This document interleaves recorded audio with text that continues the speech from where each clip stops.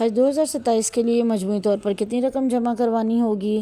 درخواستیں اور رقم کی وصولی کا عمل کب سے جاری ہوگا اور اس کا کیا طریقہ کار ہوگا؟ کس بینک سے یہ رقم جمع کی جائے گی اور اس کے ساتھ ساتھ کون سا میڈیکل سرٹیفکیٹ اور کون سے ڈاکومنٹس چاہیے ہوں گے؟ مختلف سوالات ہیں اور ان مختلف سوالات کے جوابات آج کی ویڈیو میں ہم آپ کو دیں گے۔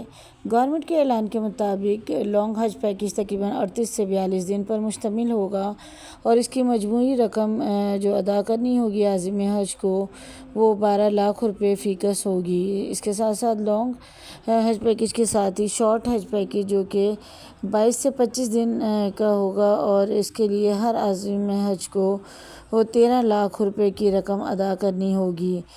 اب سوال یہ ہے کہ کیا یہ رقم یکمشت ادا کرنی ہوگی؟ جی نہیں، گورنمنٹ کے اعلان کے مطابق حج کی جو رقم ہے وہ 2 اقساط میں وصول کی جائے گی، 2 برابر اقساط میں، یعنی کہ لانگ حج پیکیج 12 لاکھ روپے کا ہے تو اس کے لیے ہر عازم حج کو 6 لاکھ روپے کی جو پہلی قسط ہے وہ اپنی درخواست کے ساتھ ہی جمع کروانی ہوگی اور یہ تمام جو طریقہ کار ہے اس کے جمع کروانے کا یہ آج کی ویڈیو میں ہم ڈسکس کریں گے۔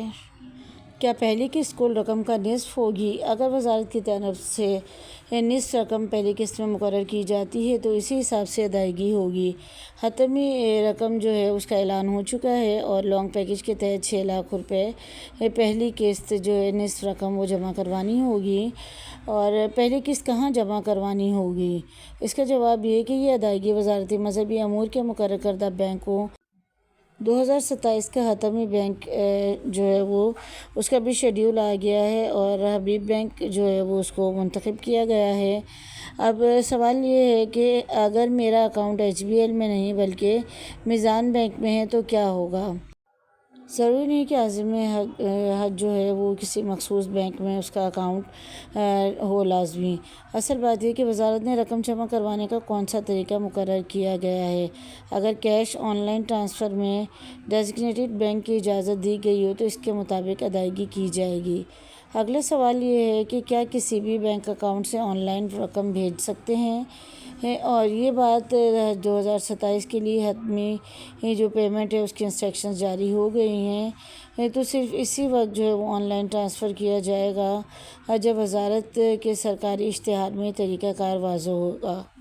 کیا پہلی قسط جمع کروانے کے لیے بینک جانا ضروری ہوگا؟ اگر آن لائن موبائل بینکنگ کی سہولت دی گئی ہے تو بینک جانا ضروری نہیں ہے، بصورت دیگر ڈیزگنیٹڈ بینک جو ہے وہ اس کے اندر جا کر بھی ہم رقم جمع کروا سکتے ہیں، لیکن آن لائن بینکنگ کی سہولت دی گئی ہے تو اس کے مطابق آن لائن ہی رقم جمع کروائیں۔ اگلا سوال یہ ہے کہ اگر پہلی قسط مقررہ وقت پر جمع نہ کروائی تو کیا ہوگا؟ درخواست یا پھر رجسٹریشن کی حیثیت متاثر ہو سکتی ہے اور سیٹ کا جو حق ہے وہ بھی ہم سے لیا جا سکتا ہے عازم حج سے، اس لیے ضروری ہے کہ وقت مقررہ پر جو ہے وہ چیزوں کو فالو کیا جائے۔ اگلا سوال یہ کہ کیا پہلی قسط جمع کرانے کے بعد پیکیج تبدیل کر سکتے ہیں؟ تو یہ وزارت کی اجازت اور دستیاب پیکیج پر منحصر ہوگا۔ خود سے پیکیج تبدیل جو ہے وہ کرنا درست نہیں ہوگا۔ اگلا سوال یہ کہ فیملی کے تمام افراد کی پہلی قسط الگ الگ جمع ہوگی۔ ہر حاجی کی ادائیگی اس کے اپلیکیشن گروپ ڈیٹیل کے مطابق ہوگی۔ گروپ کی صورت میں وزارت کی مخصوص ہدایات پر عمل کرنا ضروری ہوگا۔ اگلا سوال یہ کہ کیا پہلی قسط جمع کروانے سے حج کنفرم ہو جاتا ہے؟ نہیں، صرف پہلی قسط جمع کروانے سے جو ہے وہ حج کنفرم نہیں ہوگا بلکہ حج کی دوسری اور حتمی قسط اور جو میڈیکل سرٹیفکیٹ ہے اس کے بنیاد پر یہ فیصلہ کیا جائے گا۔ اگلا سوال یہ ہے کہ پہلی قسط جمع کرواتے وقت کیا ساتھ رکھیں؟